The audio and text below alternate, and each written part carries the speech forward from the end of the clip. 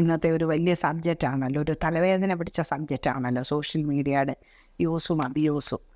ഒരുപാട് കുട്ടികൾ മാത്രമല്ല, പ്രായമുള്ളവർ, ഒരുപാട് ഫാമിലികളുടെ ഏറ്റവും നല്ല പ്രീഷ്യസ് ആയിട്ടുള്ള ടൈം മുഴുവൻ വേസ്റ്റ് ചെയ്യുന്നതാണ് സോഷ്യൽ മീഡിയ.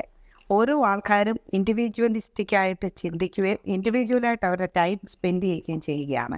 അവർ ഫാമിലി ടൈം കട്ട് ചെയ്യുകയാണ് സോഷ്യൽ മീഡിയ അബ്യൂസ് കാരണം. അപ്പോൾ രണ്ടുപേരും ഇപ്പോൾ ജോലിക്കാരാണെങ്കിൽ വൈകിട്ട് വന്നു, രണ്ടുപേരും കുട്ടികളും എല്ലാവരും മൊബൈൽ ഫോണുമായിട്ടിരിക്കുന്നു. അപ്പോൾ നമ്മളുടെ കമ്മ്യൂണിക്കേഷനാണ് അവിടെ നഷ്ടപ്പെടുന്നത്. ഫാമിലി ബന്ധങ്ങൾ ശിഥിലമാകുന്നു. കുട്ടികൾ ഏകാന്തതയിൽ ആയി പോകുന്നു. ഭാര്യമാർ ഏകാന്തതയിലാകുന്നു, ഭർത്താക്കന്മാർ ഏകാന്തതയിലായിരിക്കും.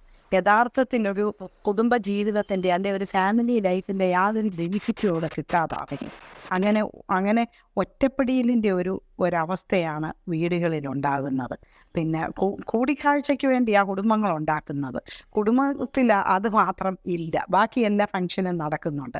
അപ്പം സോഷ്യൽ മീഡിയയുടെ അബ്യൂസ് നമ്മൾ കുറയ്ക്കണമെങ്കിൽ ആദ്യം എന്താണ് സോഷ്യൽ മീഡിയ, ഇതിൻ്റെ പർപ്പസ് എന്താണ്, ഇതാരുണ്ടാക്കിയതാണ്, ഇതിനെ പറ്റിയൊക്കെ ഒരു ബോധം ഉണ്ടാണ്. ഇതൊരു കൊമേഴ്സ്യൽ വൽക്കരണത്തിൻ്റെ ഭാഗമാണ്. ഇത് ഡെവലപ്പ് ചെയ്യുന്നതുകൊണ്ട് അതിൻ്റെ ഓണർക്ക് ധാരാളം പണം വന്നുകൊണ്ടിരിക്കും. ഓരോ ആൾക്കാരും ഇത് നോക്കും തോറും.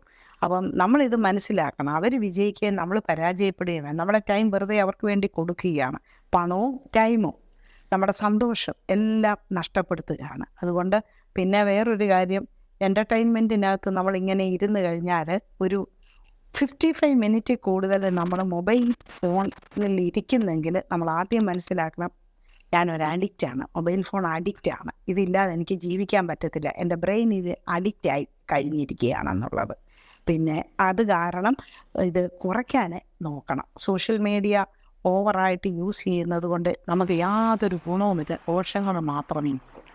കമ്മ്യൂണിക്കേഷനാണ് ഇവിടെ ഗ്യാപ്പ് ഉണ്ടാകുന്നത്. ആശയവിനിമയം നടക്കുന്നില്ല, അറിവുണ്ടാകുന്നില്ല. കുട്ടികൾക്ക് യാതൊരു അറിവും ബോധവും ഇല്ലാതാണ് കുട്ടികൾ വളർന്നു നിൽക്കുന്നത്. കാരണം പേരൻസിന് കുട്ടികളോട് സംസാരിക്കാനോ കമ്മ്യൂണിക്കേഷനോ ഒട്ടും കൈ കിട്ടുന്നില്ല.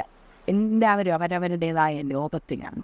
പിന്നെ ഇപ്പം ഞാൻ ഇപ്പോൾ ഓണത്തിനോ ക്രിസ്മസിനോ ഒക്കെ നമ്മൾ ഓരോ പ്രോഗ്രാംസൊക്കെ വീട്ടിൽ ചെയ്യുന്നു. പേഴ്സണലായ പ്രോഗ്രാമുകൾ മുഴുവനും നമ്മളെടുത്ത് സോഷ്യൽ മീഡിയ ചിലപ്പോൾ ഇന്നത്തെ ലൈറ്റ് നോക്കിയിരിക്കുക, ചിലപ്പോൾ ലൈക്ക് കിട്ടുന്നില്ല. ലൈക്ക് കിട്ടുന്നെങ്കിൽ അമിതമായ സന്തോഷം, ലൈക്ക് കിട്ടിയില്ലെങ്കിൽ അമിതമായ ദുഃഖം. ഇതെല്ലാം നമ്മുടെ ബ്രെയിനിൻ്റെ ഒരു അഡിക്ഷനാണ്, ഒരുപാട് അഡിക്ഷനാണ്. ഇവരിത് നമ്മുടെ ന്യൂറോ സിസ്റ്റത്തെ ഭംഗിയായിട്ട് മനസ്സിലാക്കി ന്യൂറോളജിസ്റ്റുകളെല്ലാം കൂടെ ചേർന്ന് ഒരു കൊമേഴ്സ്യൽ സിസ്റ്റം ഉണ്ടാക്കിയിരിക്കുകയാണെന്നുള്ളത് നമ്മൾ മനസ്സിലാക്കണം. അപ്പോൾ ബാർ ഉണ്ടാക്കുന്നവർ എത്ര അഡിക്റ്റിനെ ക്രിയേറ്റ് ചെയ്യുന്നത് പോലെ സോഷ്യൽ മീഡിയയും അഡിക്റ്റുകളെ ക്രിയേറ്റ് ചെയ്യാണ് അവരുടെ ആവശ്യം.